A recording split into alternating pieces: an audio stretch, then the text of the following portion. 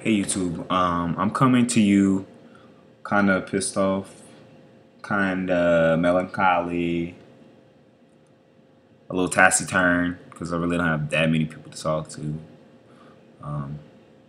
because it's kind of late. It's 12:44 right now, and I was going to a club. The new semester starts on Monday, and it's currently a Thursday night. I've been participating in new freshman orientation for about the last week and a half, and that's consumed hours and hours and hours and hours of my day. It's been taking it's taken a lot of dedication and time. So you know, tomorrow's Friday, and we don't have to report until like 4 something in the evening. So me and all my friends, thought that it would be a good idea to enjoy ourselves, enjoy the night, and just have a good time. So we go out and we go to this club. It's called Thirsty Thursdays. It was at the frat house, right off of Carrollton in New Orleans. If you guys, are from the area, yeah, it was on Carrollton. And we get in line, we go down, making our ways. And when I'm talking, I'm in the club. I have my ID, I have my money out. I'm just like handing it to the guy. I'm just like looking away, talking to people, and the guy's right in front of me. So I'm like, you know. So I'm doing that, and I look up, and he says, "You can't come in here." And I said, "What do you mean?" He says, "You have dreadlocks." And I said, "What?" I said, "You're joking, right?" I said, you know, I said, "My hair isn't locked up yet." I said, "They're really like twists." I said, "They're not locked up yet." I said, "If I put some conditioner on them, and I said I can comb them out." Not suggesting that I was gonna do that, but just to let him know that these aren't locks yet. And he says, "No, but still, no dreads." He says, "No twists." He says, "No braids. You're not allowed into this club." So I'm looking around like, are you kidding me? Like, what do these dreads have to do with anything? What do these twists have to do with anything? So I'm looking at the list on the door, which says like no jean shorts, no this, no that, no caps, no blah, you know. And I'm looking and I said, I don't see, dreadlocks on there. I don't see braids on there. I don't see twists on there. I said, I don't understand how I'm being denied entry. And he says, well, if we had everything listed on this, if we had everything, that every violation on this list, then it would be down to the floor. I said, well, let it be down to the floor. I said, because we need to know. People, we need to know so we'll know how to dress and what to wear, and so he says, I'm letting you know now. And so, I said, I'm not gonna give you that satisfaction of sitting here and arguing with you as to why I can't come to the club. I said, if you don't want me in this club because of my dress, I don't need to be in this club. I don't. If you are really that ignorant to have this preconceived notion of what an African American male with dreadlocks is, then you go about your business and you can think whatever you want to think because you're not going to make it very far in this life. And also, the same night, my friend was with me. He had on the tank, and he says, "Oh no, you have to have sleeves on your shirt." My friend says, "Okay, my apartment's like 2 blocks away, so I'm gonna go run to go run to my house, my apartment, and I'm gonna go change." I said, "Okay, cool. We're with a pretty big crowd." We said, "Okay, we'll see you then." He says, "Oh no, no, no, no, no, no." He says, "If you get turned around at this door because having a clothing violation, then you're not allowed to come back until the next day." What? Are you kidding me? So then another black male was turned around because he had on cargo colored shorts. I mean, no, he had on like those camo colored cargos. He had on those. He was turned around. A lesbian girl with dreadlocks was turned around. An African American girl with braids was turned around.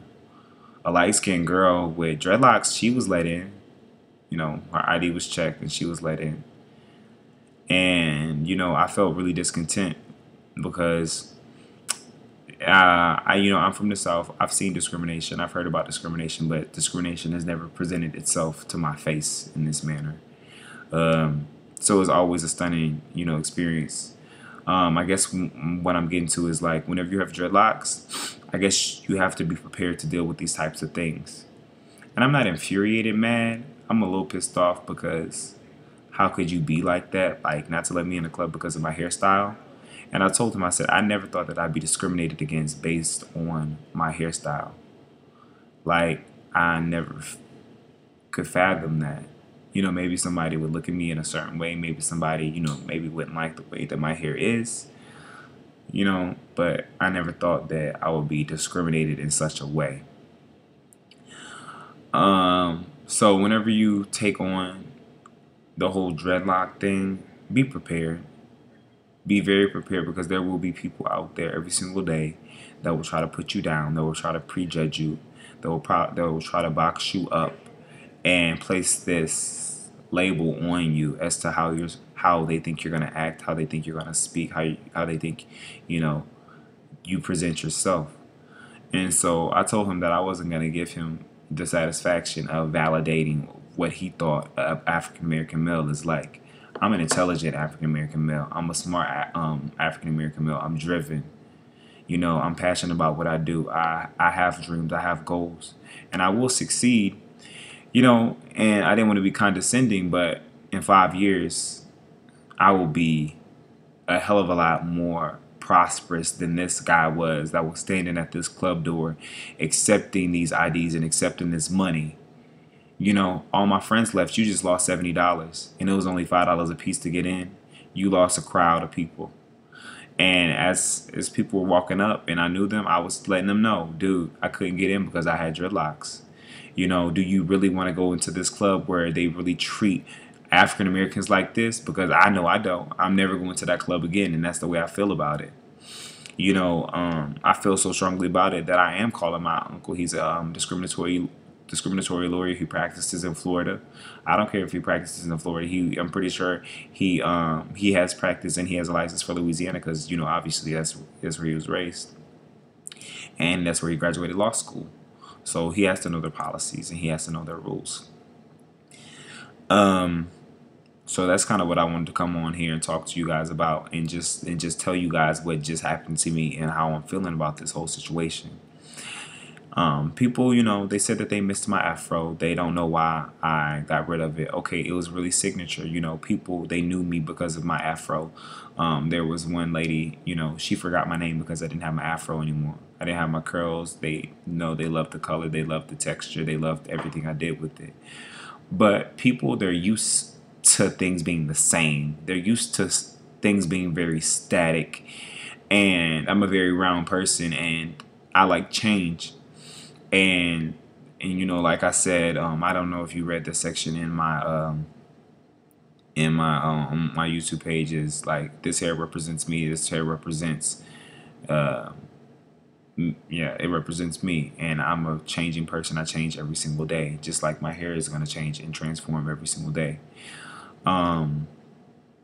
So, oh yeah, and people that I guess they don't like whenever I've changed it up, but I'm doing it for me. I wanted this. At first I never viewed myself as being the type to have dreadlocks, because in New Orleans, thugs have dreadlocks, gangsters have dreadlocks, Modis have dreadlocks, people who are up to no good have dreadlocks, but they're also people. They're also business people. There are also PhD doctors. There's also medical doctors. There's also, Congress people that have dreadlocks. And I think people, they always remember the bad, but they never remember the good. That's the way it's always been. That's the way it probably is always going to be.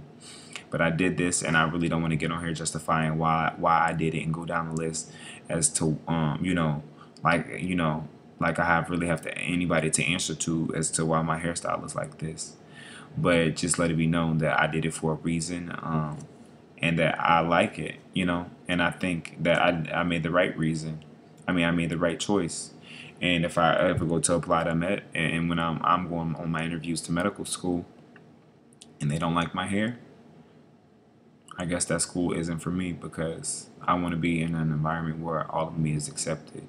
and my hair is part of me, you know. So that's all I had to say about this. I don't want to take up you guys' time, but be very conscious about what you're doing. Be ready, be prepared, you know, to accept the fact that you're going to be discriminated against, that you're going to be taunted, that you're going to be looked down upon. It's one thing to be African American and be looked down upon, but it's another thing to be African American and then have this other thing that weighs you down, quote unquote. It doesn't weigh me down. It's part of who I am, you know. So that's what I wanted to say. So I'm a little discerned. Really don't know what to say. I wish my mom was awake so I could call her and talk to her about it. But you know, it's late and I want to make sure that she's well rested for work tomorrow. So, but I'm pretty, but I'm, you know, but I think I handled it pretty well. I didn't go off. I didn't act all ignorant. I wasn't bucking and cursing, you know. But you know, I think I said enough. I think I said enough, and I will be contacting the local news station. I sure will. Now, how you like me now? Frat House. That's what it's called, the Frat House. You guys need to look it up and see that how it got rated last month for having underage drinkers.